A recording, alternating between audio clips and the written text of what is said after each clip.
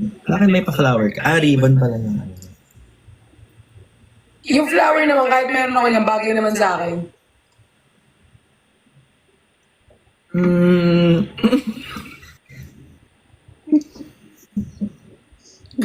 Tita, mas gago ka talaga. Tangina mo bumaba. Ngayon pa lang na ano.